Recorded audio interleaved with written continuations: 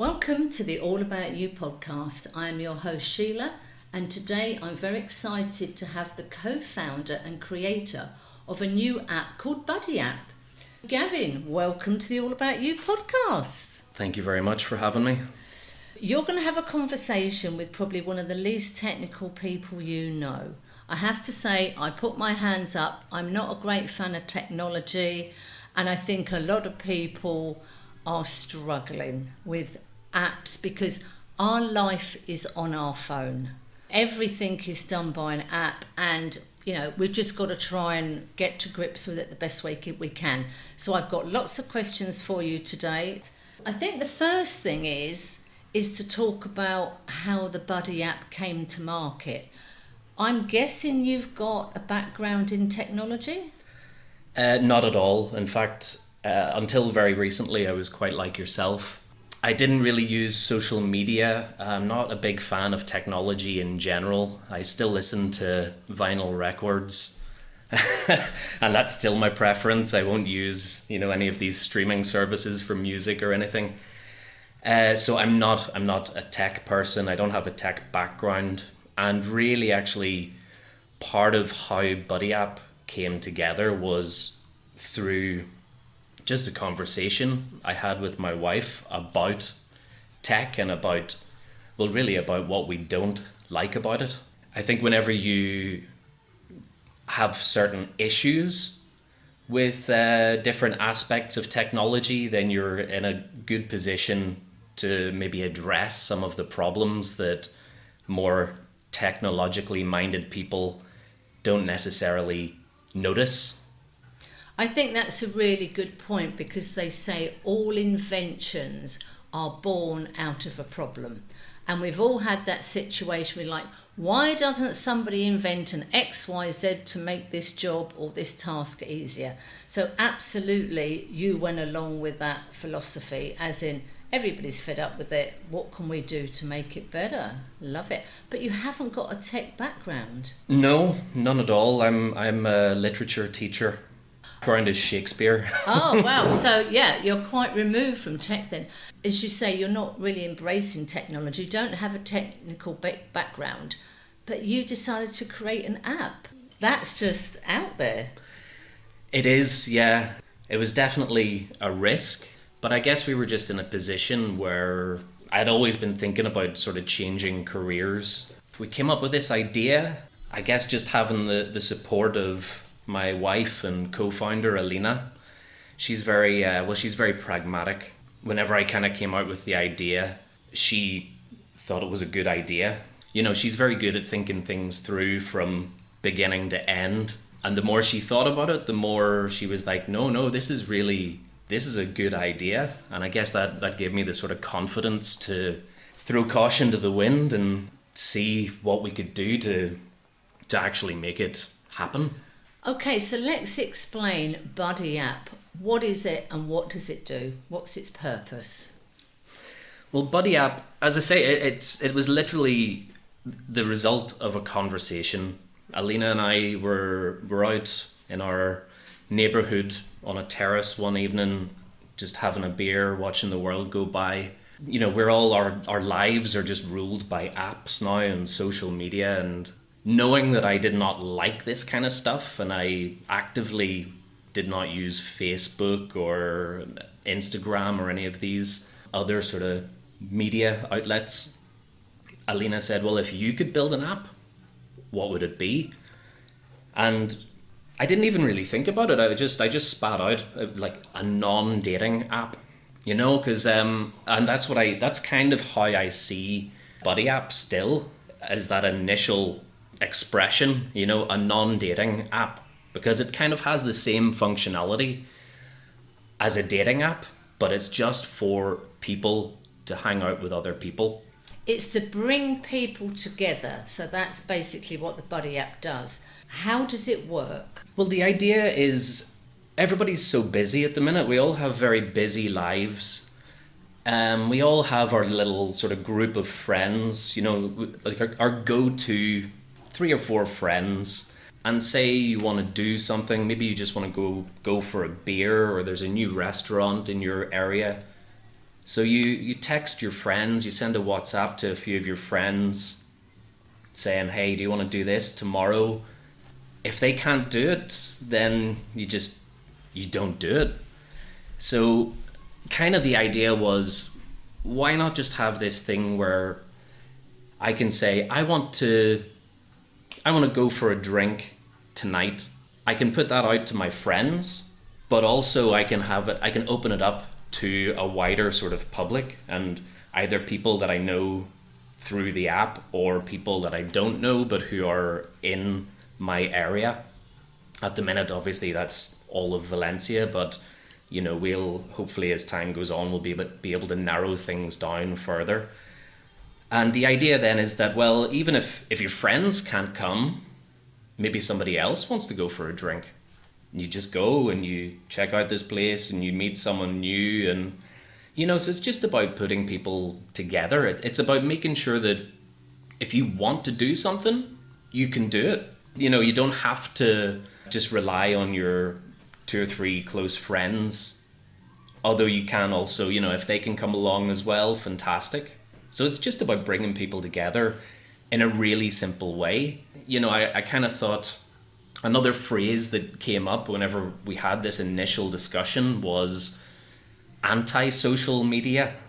And that's kind of the way I see a lot of these, like Facebook and things. It's scrolling through all these pictures of people quite often pretending to be happy and, showing the best parts of their lives. And really, it's called social media, but there's very little socializing happens as a result of it. So I just kind of thought, well, why not make a social media platform where the emphasis is on, I think what they refer to it as kind of offline content. So it's basically a tool, an online tool for your offline real life experiences. I love this idea of the Buddy app because I have so many conversations with people, and obviously we're living here in Valencia, so many conversations, and people say as you get older it's more difficult to make friends. If you've got children, you're involved with your children's life, school life, etc., etc. If you've got a dog, you just generally meet people when you're dog walking. But we've got a lot of people, whether they are single, whether maybe their partner is not sociable, but they want to go out and do stuff, people that are new to the city. And I think it's a really, really nice way to okay, I want to do this activity. I want to go and have a picnic in the park. I'm going to go this Thursday, 6 o'clock in the evening. You put it out there, and then you can just scroll through and see what activities are going on. And yeah, I fancy going on a picnic. So I love this idea of bringing people together face to face. Yeah, and again, I think it's just this sort of trend as well of in past generations, once you had children or once you reached a certain age, you just didn't do certain things. Whereas nowadays people are living longer and they want to just go out and have fun. And it's even if you have children, it doesn't mean that's the end of your life. I think especially in a place like Valencia or Spain where there's so much outdoor socializing and outdoor spaces. I think even still in Northern Ireland where I'm from, there's that sort of tendency towards people have children and then they just disappear off the map, partly because the weather is so horrible, partly because you're not allowed to bring children to a bar, things like that. Whereas in Spain people bring their children and sit on a terrace outside a bar and they have a few beers with their friends, so you're still able to do that, But I just think, all this, 30 is the new 20 and 40 is the new 30 and 60 is the new whatever, it's, I think people feel younger and they're generally healthier, they're more health conscious, and they just want to get out and experience life. Do you know, looking at the analytics of your Buddy app, what age group are using your Buddy app? We have quite a wide range. Obviously, in our terms and conditions, we're trying to keep it above 18. as far as I can tell, there's no one. I mean, really, the youngest people that seem to be joining are around 23, 24. So we're not really looking for young people, but really we've got people from their early 20s right up to their mid 70s. So there's all sorts of people, all walks of life. I know a friend of mine has done some things on the app and some different walks and things like that, and then there are some quite elderly people would come along as well, and it's a very big mixture, but everybody's there because they're open to these experiences, and especially I think in an expat sort of community as well, and it's a nice mixture of local people and expats, and it's just different people from different walks of life, but everybody just, if there's a nice plan on the app and people want to go, they just want to chat and have a nice time. I love the way that you've called it a plan, because if we look at other platforms where you can put events on, plan, that just appeals me. What are our plans for the weekend? We need to make a plan for XYZ.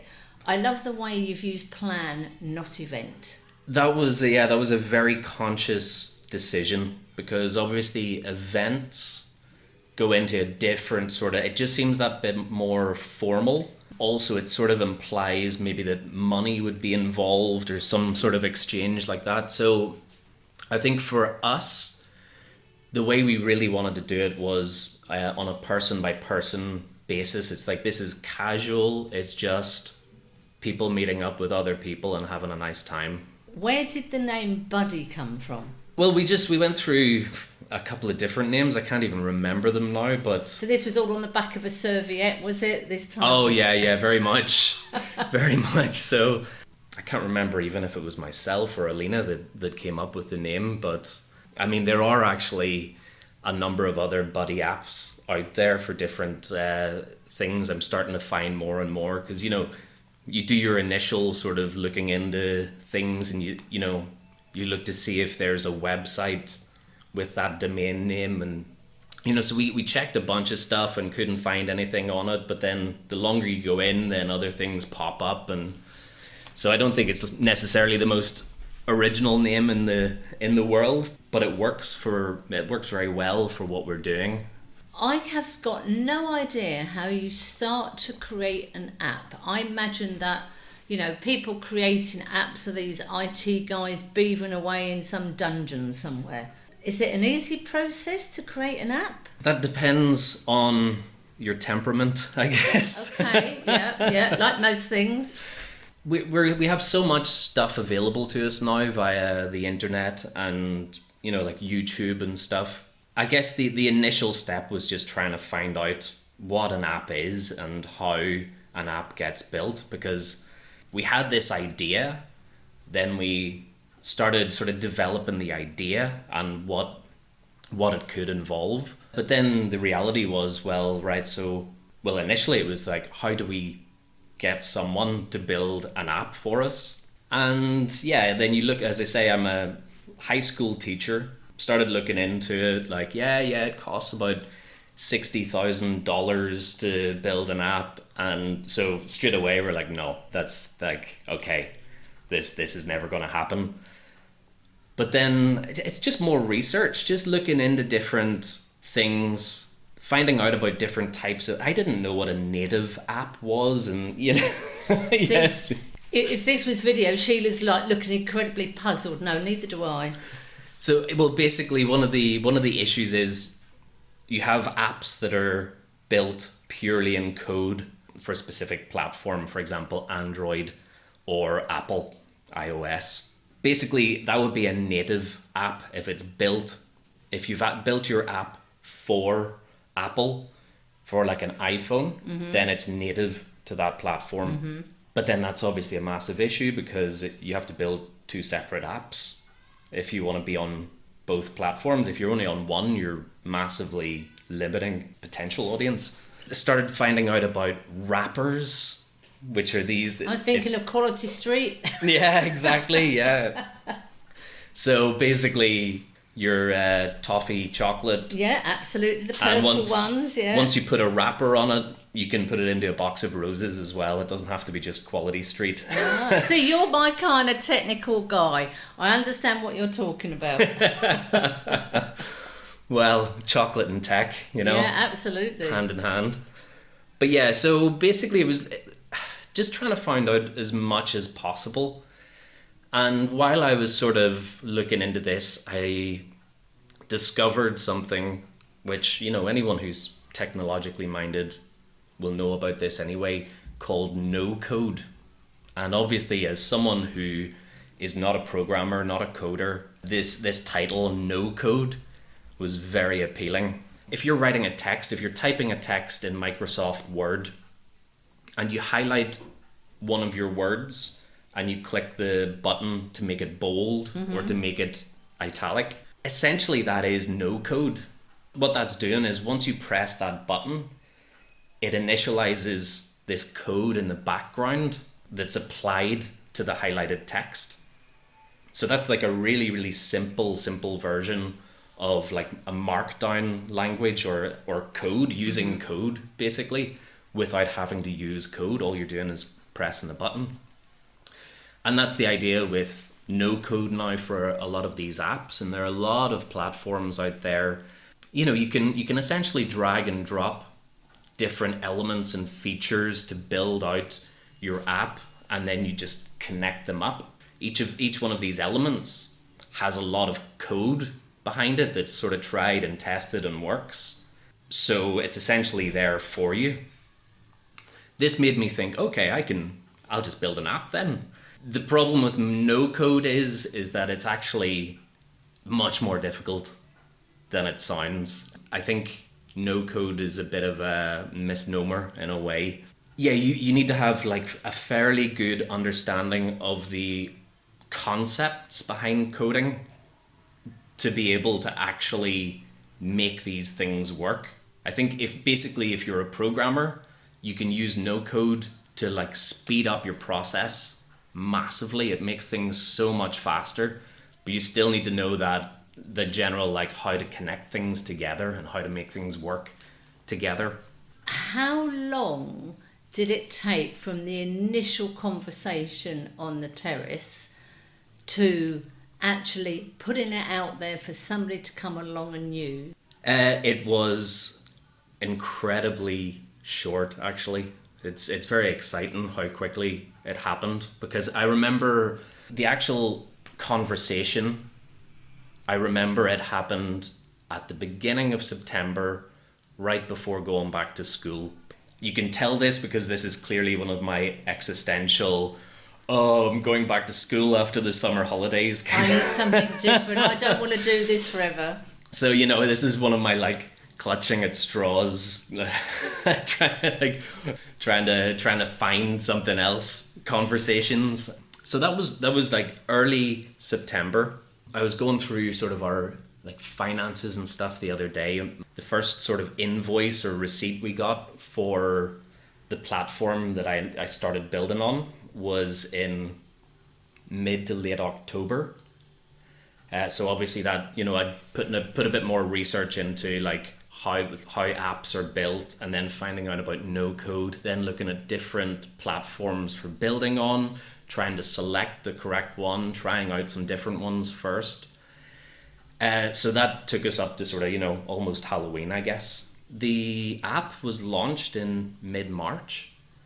I mean, that's not really a long period of time at all, is it? It's wild how quick it happened. It's it was incredibly fast. From the initial idea until being in both app stores was under 6 months with zero tech knowledge. I mean, you must be incredibly proud of both of you of what you have achieved. Absolutely. I still, obviously, it's still very much a work in progress. It's kind of, an MVP, like a minimal viable product. There are still things that I want to keep working on, keep improving, but every once in a while I go into the app and I look at it and I'm like, wow, this works. It's on my phone next to all these other apps that have billions of users. We don't have billions of users, but it's there on my phone, and it's very satisfying to see that, and especially satisfying to go along to someone else's plan and see a group of people there having a great time together and knowing that I've somehow contributed to that. I mean, I think you should be incredibly proud, because I'm using it for my events. I mean, I run Speedy Dating, Fast Friends, a singing group, journaling, etc. I'm definitely getting people coming from the Buddy app. I am talking about the Buddy app and getting people on the Buddy app, explaining Good. how it works. Whether I'm explaining correctly or not is another thing. But it is definitely out there. And, you're talking, oh yeah, I was at an event on Saturday and there were people from Buddy app. Oh, right, you've come from Buddy. What's Buddy app? Right, let me show you Buddy app. It is definitely out there. Because this is the thing, it's not really a case of build it and they will come, like Field of Dreams or something, or Wayne's World, whichever reference you prefer. It's build it and then work your ass off. Like something like a social network, it just doesn't exist without people. You need to have like a sort of critical number of people on there to just get the ball rolling. I worked so hard to get it into the app stores, but there wasn't even a breath. It was, as soon as that was done, it was like, right, we need to get posters, flyers, we need to plan sort of events that people will want to come to. We need to just get the word out there. I think we were very effective at doing that very early on, to the point where I was going to another event as a sort of, maybe I can chat to some people, let them know who I am, and, put the word out about the app. But, I was at this thing with 15 other people, complete strangers, and every last one of them already knew the app. Some of them already had it on their phones, which was mind-blowing for me. It was like, okay, this has been so exhausting and so wild a ride, but it's paying off. People know about the app. People are using it. At the moment, we're sitting in Valencia, and it's to do with Valencian events, or people living here are putting stuff on. Is there, in the future, that this is going to go to other places? Has it got to be place specific? No, it can work absolutely anywhere in the world. The thing is, if you're going to use it in Tokyo, for example, you're not going to see anything. It's just like an empty, it's a social media platform with nothing on it. But the bottom line is, for us, that we can't promote something across the whole world or even across the whole of Spain. We just need to focus our efforts on Valencia, which I think is a great city for something like this, because there are so many expats, there's so many people out and about. It's a big city, but it's quite a small city as well in a lot of ways. It's there's lots of stuff going on. We're focused on Valencia and just trying to build that network here of people, but it can be used anywhere. So if I'm going to spend a month in Barcelona, there's no reason why I can't say, okay, this Sunday I'm organising a picnic in the park in Barcelona, and I can send it to my friends here, and they go, okay, well, I'm not in Barcelona, but my sister is, I'll send it to her. And it just grows that way. Yeah. So it can grow its own legs, because the way people are moving around the country, particularly Spain, so people go into Barcelona for a couple of weeks, they can start using Buddy app there. Yeah, absolutely. A lot of people are just, they're stumbling across it whenever they come here, maybe on holiday, for example. And then there's the potential for them to take it back to their country. I know that there have been some plans made in Poland. I have no connection to this at all. I can't go to those plans, or I can't meet the people, but it's obviously someone was here, tried out the app, went home to Poland, and they put up a couple of plans there for them and their friends, I guess. So I wouldn't say that it's actually, you know, it's not like it's growing in Poland or it's taken off. We're not big in Japan just yet, but but I love. But there is that possibility. Yeah, exactly. The fact that someone's going to be somewhere for a couple of weeks or whatever, and can get something going there, and it'll just spread. When you saw the first plan on the app, where were you and how did you feel? Oh, I should imagine when you created it, you're looking at it every 5 minutes through day and night. Absolutely. Has anybody gone on it? Yeah, I can imagine. Yeah, there's been a lot of just click and refresh on databases and things as well. I don't remember where we were whenever we saw the first one go up, but I do remember just getting that real like moment of chills, you know, just the excitement of it. I mean, I'm still blown away that two people who do not have a techie background have sat down and go, okay, we have this idea, we think we can make it work, but we've got no idea how to bring it to market. But you've gone and you've done it, and it is very successful, and people are using it, they're putting plans on themselves, they're going to events that have been created, you're going to events that have been created. I mean, you must be feeling, wow, why didn't I do this 10 years ago? I don't know, 5 years ago. Yeah, I know, but I guess the thing is, it's not a case of just building an app. You need the idea, you know, like lots of people out there can build apps, but unless you have a good idea, and I think that's just what really pushed us to do it. We just felt like this is needed. You know, there's other things like Facebook where obviously you can try and meet up with people on it, but it's not built for that. It's not made for it. We just got that feeling of, okay, this is an idea that has legs. We can really run with this. Do you have any plans for the future with Buddy App? I should imagine there's always going to be updates and, you know, little tweaks here and then, but, you know, what's the next chapter for Buddy App? Now it's out there. Again, just at the minute, really, yeah, there are small little improvements that I'm making, little updates. We have ideas, lots of ideas for new features, but really I think it's working well enough now that we can just, you know, you can tweak something forever. And, you know, you can spend days making the slightest adjustment that nobody will ever notice. So really, I think what we need to focus on now is just building the community, trying to get as many people using it as possible, which is, you know, that's starting to happen, and it needs to be helped along as much as possible and encouraged.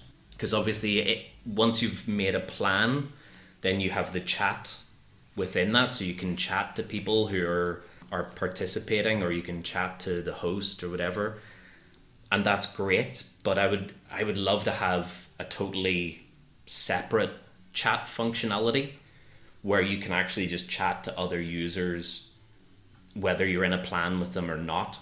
I mean, it's all about engagement as well, and we don't really want people to be, you know, they're meeting people on our app and then immediately just switching to WhatsApp because it's a more familiar way to communicate with people.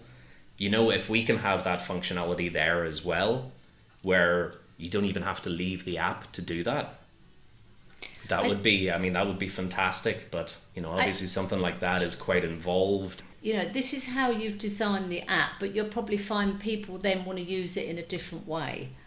Well, yeah, that's the thing. You have to listen to people. You have to take feedback on board, because if you don't, you're just, you know, you're never going to get very far at all. People know what they want, and we know what we want, but we're not arrogant enough to just presume that we know it all. In fact, we're quite honest about knowing very, very little. So there's one question I like to ask guests on the podcast. What have you learned about yourself whilst creating this app? I'm not sure about learning. It's more maybe just confirming things. I have grown so much as a person. I'm quite an introverted person, and I'm very socially awkward in a lot of, I'm good with my close friends, but I'm not exactly a social butterfly. But I love that. I love the fact that an introvert has created something to get everybody out there and meeting and social. I love that. That's it. It's just like, I mean, it's kind of shown me how to push past my own personal sort of limitations. I do feel like I've blossomed. I've blossomed like a beautiful flower in spring. That's great. I love that. I love, though, that a self-confessed introvert is going, yeah, but I want to bring people together. I absolutely love that. I think that is brilliant. There's always value in that,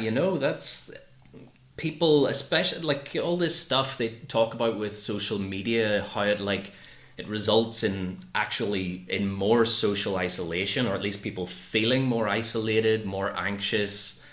And it's just like, well, it doesn't have to, we can. I just love the idea of like people just being able to come together. And obviously, Alina and myself have been expats for a long, long time. I've lived on 3 continents. We've been all over the place.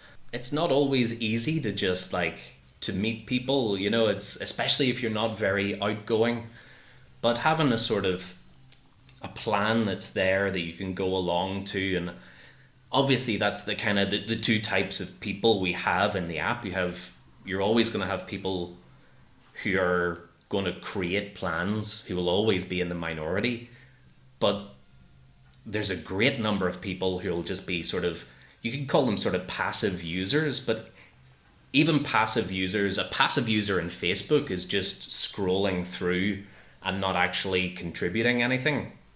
But a passive user on Buddy App is a user who's not creating plans, but they're still going to them.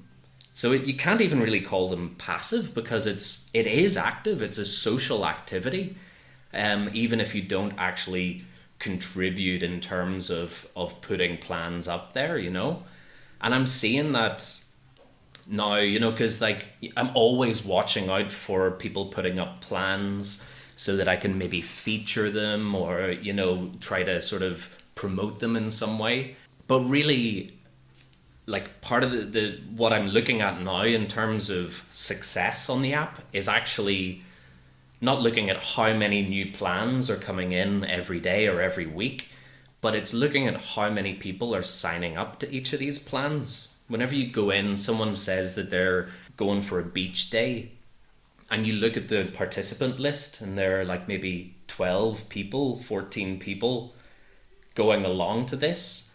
That's success. It's only one plan. It's only one tiny part of the app, but it's you can see people are really starting to participate and benefit from it. A couple of things I want to talk about now, as I'm a person creating plans. And it was very interesting when you were talking about you're quite an introvert, but this is what you want to do, bring people together. The thing I like about yours, when you create a plan, you can say, okay, I want to have a picnic, but I only want 3 other people with me. I don't want hundreds, as in you put it on Meetup or Facebook. So you can actually create, and particularly if you are a little bit, okay, I want to have a picnic, but I only just want 3 other people and me. We want to be a small group. Mm-hmm. And I really like the way that you can say, okay, let's go for dinner, but let's just do 6 of us, me plus 5 others. So I love the way that you can go on there and you can actually say, I'm not going to feel overwhelmed because for the picnic there's only going to be 3 other people. Yes, they're going to be completely new to me, but I can cope with that. I couldn't cope with 30 people turning up. Exactly. It doesn't need to be a stress, because again, that's where a lot of these other sort of social media things, it can become overwhelming and stressful. this can be as simple as you like. And really, I mean, even last Sunday, Alina and I went for a roast with a group of our long-term friends here. There's a place in next to Rusafa Market. It's quite new, called Mr. Tiki Smiki's, and they do a fantastic roast. We won't mention it's 35 degrees at the moment, though. We've been trying to plan it for a while, and it was probably a lot colder whenever the idea kind of emerged. But we ended up doing it last Sunday. But that was a totally private. We actually did it through the app, and this is a functionality that a lot of our users are not using yet because they're maybe just not aware of it. Or basically, this was a totally private plan. So I created the plan. I went into my list of friends in the app, and I just ticked off each name from our friends that we wanted to invite, and I created the plan, and they all get a notification saying you've been invited to this. So nobody else on the app even sees that this is happening. It's kind of like if you're trying to do it on WhatsApp, it would be like creating a WhatsApp group, putting whatever friends you want into it, and then, arranging to meet them for a roast on a Sunday. Then you've got this WhatsApp group as well, and it's like, these things, the WhatsApp groups are starting to bother a lot of people, and they're very intrusive. Well, even, that's different because it's just friends, but you're putting your phone number out there, and there's a lot of these groups now where they're kind of big public groups, and your phone number is being made available to all these people. And I'm hearing stories of people getting quite a lot of like personal abuse and stuff from people. They just get your phone number and they start hassling you about different things, and it's all a bit intense. I think that's very true, because with WhatsApp, a lot of people say, no, I don't want to be in any more WhatsApp groups. I'm in WhatsApp groups with some of my best friends and family, and all of them are on mute. Everything is on mute. I just cannot have, because my phone would just be buzzing. And again, like, I'm not bragging about how popular I am. It's, because I'm not. It would just, your phone is just going all the time. And then you look at your phone and you've got like 99 plus new messages, and I don't even want to look at it. It's, none of it's relevant to me. Whenever we'd say about like sort of tech backgrounds and stuff, I was never one to talk on the phone. I never saw the point in having a telephone conversation past the, hi, how's it going? Where do you want to meet and at what time? To me, that's what a telephone is for, We'll talk whenever we meet at this place at this time. Yeah, I think a lot of people are like that, absolutely. I think, you get a WhatsApp message and it's like half a page, and I'm like, okay. I'm a big fan of voice messages. Love a voice message. You can easily put that on while you're, running around the city. Yeah, see, I'm not a fan of those at all, because I get them sent to me, and then I just like, I'm not going to listen to this now, so then I just don't listen to it for like a whole day. I'm just thinking, have I sent you any voice messages? No, I No, think they've no. all been typed. But I have, what I have started doing is speech to text, which is fantastic, because then, it does have that speed and ease of voice messages. It's a little bit more cumbersome, I guess, because sometimes it gets the wrong word, or you have to put in punctuation or whatever. But most of the time, it's really good. And in fact, even changing between languages, I was doing it with a friend earlier. I was sending a message in English, and then there are just certain things that you said in Spanish because it's easier, and that's what it is, and that's how we know it. It did like a bilingual message for me, and I just spoke into my phone. The message is there as text, and I send it. To me, it's, if I see a message, I can read it no matter where I am or what I'm doing. I can see if it's important, or if it needs to be dealt with now, or if I can leave it for later on. But with a voice message, to me, it's like, I'm not always in a position where I can listen to it. So I think one other thing I wanted to talk to you about with the Buddy app is you're putting venues that are open for people to make plans. So if I want to meet 5 people for a coffee, you've got a list of suggested venues. Yeah. Which I think is really interesting, because you have brought a lot of venues to my notice that I didn't know about. Yes, and I mean, I'm hoping to do a lot more of that. I mean, people always sort of ask, this is all stuff, the whole sort of business world and all these buzzwords, startup, and, I don't know if entrepreneurship is like a buzzword really, but, you start to get all these business questions coming at you, which I'm not like, I have a level head on me and I know how it works, but I don't like that jargon, and I don't like that, that way, that sort of discourse, I guess. But people always sort of ask about, well, how are you going to monetize this? I guess probably somewhere down the line, that's the way we'll do it.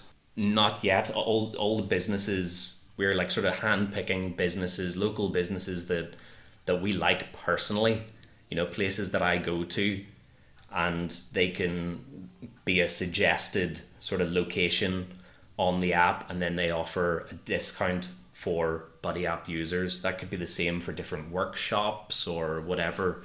So there is that potential. And then eventually, if we were going to monetize in any way, I would start monetizing not these businesses that we're working with now, but if it was something that was going to go to other cities, for example, that would be a potential way to monetize it. For me personally, I do not want to take money from users. I don't want people to have to pay a subscription fee or anything like this. I don't want people to be putting paid events on the app. I want it to be free for everybody, to keep that sort of ethical thing there of like, this is about people meeting up with other people. It's not about like professional organizers pushing their events and trying to make money. It's not about like subscriptions and things like that. I find all that kind of stuff very off-putting. And actually, I was looking recently into WhatsApp and how they got started. And they initially did start as a subscription-based business. That's how they started out and how they started making money. But then they scrapped that altogether. I think they realized that if they were to be a successful, if they were going to sort of take over the world, they needed to make it free. And that's what they did. And then they actually make money from business API, where they're sort of integrated into different businesses. So they make their money from businesses, not from individual people. I think that's a clever way to go. I think that's an important decision to make, because a lot of these things are just trying to get money from users. But even if it's only €2 or €3 a month, it's still just, these little things are very off-putting. It would be off-putting for me. I agree 100%, because, as soon as people, we've got a podcast, how much money do you earn? I said, absolutely nothing. Well, do you not have sponsors? Do you not have patrons? Do you not have buy me a coffee? I said, absolutely not having anything. Oh, well, you could do. I said, well, I could do, but that's not where I want to go. And I'm very adamant about this, because I have conversations with people, and basically, my idea is to motivate, inspire and educate. So a lot of people are giving me their expertise. Is that the initial, that's like the BBC's initial sort of Well, yeah, it does sound a creed. bit like that. Because when I sort of came... I'm not sure it does that anymore, but Exactly. it's still a fantastic idea if they'd stuck to it. When I wanted to start the podcast, it was really just telling people stories, because everybody has got a story, everybody's fascinating. And I think we need to get the stories of everyday people out there. That was my initial plan. And, I've been going for nearly 3 years now. And some of the stories have been incredibly emotional, as in, instead of doing an outro at the end of the podcast, I've been in tears, the guest's been in tears, and I've just sort of stopped the recording and we've hugged each other and more tears. Lots of laughter and some incredibly emotional conversations. And whether it's a fun conversation, an educational, motivation, whatever, I will never, ever get involved with the money side of things, because I'm not going to make money out of your story, whether it's a funny story, an educational, whatever. And it's quite refreshing that you are saying that's not where I'm going?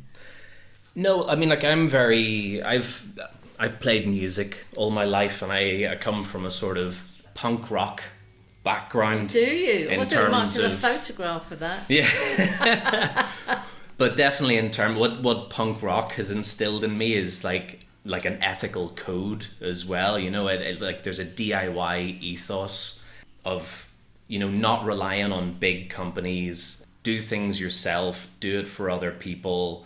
Do it for the right reasons. And you know, I would never want to have even advertisements or anything on the app. I'm very much against things like that. The sort of local coffee shops and bars and things that we're promoting through, in terms of we're offering something, you know, here's Yeah, a possible 10 venue here's a for- 10% discount if you go to this place, but it's because we know those places, we like those places, we've had conversations, the business owners, you know. So it could be seen as, yeah, we're promoting them in a way. It is a type of advertisement, I guess, but I'm just not going to have companies coming in and advertising and pushing products, because it's just not something I believe in. And it's, you know, you get it constantly online, you get it on the TV, on radio, on billboards. We have people banging on our door in the evening when you're sitting down to dinner, who, you know, someone has let them into our building, and they climb up the stairs and they're going door to door trying to give you, you know, a leaflet for an internet provider that is already your internet provider. Yeah. And it's just like, leave me alone. Yeah, it's just sell, leave me sell, alone. sell, buy the whole time. Yeah, Everything absolutely. is so commercial, and I just don't believe that human relationships should be commercial in that respect. You know, like, there should be space there for people to just have that sort of genuine sort of connection. You can't charge for No. that. Gavin, before we finish, is there anything else we should talk about the Buddy app? Have we missed anything? Anything you want to say? Well, I don't know. I haven't made you cry yet, so I kind of feel like I haven't been doing a very good job. I haven't even got a hug or anything, you know. It's am I doing something wrong? No, you're doing a brilliant job. I don't know. I'm just I'm very excited. It's been such a roller coaster. We've met so many fantastic people through this. Everything I've gone to, I've met people who I've thought, you know, I could see that person being a friend, and some people are really becoming friends, you know. And it's not I don't want to put lots of emphasis on the friendship thing, because it's not all about making friends. Sometimes it is just about going and doing something with a couple of people that you might never see again. But there is that potential there for developing friendships as well. And I don't know, it's just kind of really reinstilled in me like this sort of faith in humanity, because again, with the media, with all the stuff you see, there's war, there's whoever is going to be president of the United States, there's just all this stuff happening in the world, and you could have such a negative feeling coming off it all. And it's so lovely to just be going somewhere, meeting up with a bunch of people, and you connect with some of them as well, and there's just like, you get this good vibe from certain people, and it's just such a lovely experience to know that no matter how crazy the world is, and yeah, you can make generalizations about the public at large, but whenever you meet people one-on-one, or whether it's, you know, in small groups and stuff, people are fundamentally good, and we all really just want the same things out of life, you know. And it's just great to be reminded of that, you know, and to get that feeling sort of flowing through me. My goodness, that's words of wisdom. How can people get hold of the Buddy app? Yeah, Okay. just the Google Play Store. And it's a free app. It's free. Everything is free. Absolutely everything. And even whenever I talk about monetization of businesses or whatever, that will never happen in Valencia, as far as I'm concerned. Because we were the first, even when Yes, it gets across yeah, the world, Valencia was the first. You're my people. Yay! This is my tribe. So everything will always be free in Valencia for as long as the app exists. you can either get it through, there's the links through our website, which is buddyapp.es or buddyapp.es. They just redirect you to the app stores. So that's the Apple App Store and the Google Play Store. So you should, and it's Buddy App, all one word, because I know a few people have done Buddy space app, and then they're like, I can't find your app. So the good thing is, we are sitting in here, Valencia, recording this podcast. This podcast is all over the place. And it's, Spotify, iTunes. Apparently I'm on Amazon Australia, which I didn't know. Listen Notes, who knows where that comes from. Well, if you can get it on vinyl, maybe I'll give it a listen. Exactly. So if anybody is listening to this podcast and you are not in Valencia, let's see if we can get this going. This is a bit like a challenge, isn't it? Yeah, you can make it your own. You can build your own. Let's see if we can, get build it your to own road community legs. on it. Get your own friends on it, and use it among your friendship group. And yeah, it's easy to share with people. So yeah, because there is it could no happen. reason that people listening in the UK, in America, Australia, wherever, cannot go, oh, right, I'm going to use Buddy App because I'm going to organise a picnic on the beach with my friends, or let's go and check out this new bar or whatever. Absolutely. Yeah, so hopefully this podcast will play a very small part in getting the Buddy App outer into the, I do hope so. I And do. every little bit helps. And Yeah. this has been a fantastic opportunity to come and speak to you about it. Well, Gavin, thank you so much for coming to chat about your new Buddy App. And listeners, get it downloaded and start creating your plans. Yes, get out there and find your people. Thank you for listening. I hope you enjoyed the conversation. Please subscribe for future episodes. It is free. And if you have a story to tell, please contact me on allaboutyoupodcast@yahoo.com and let's tell your story.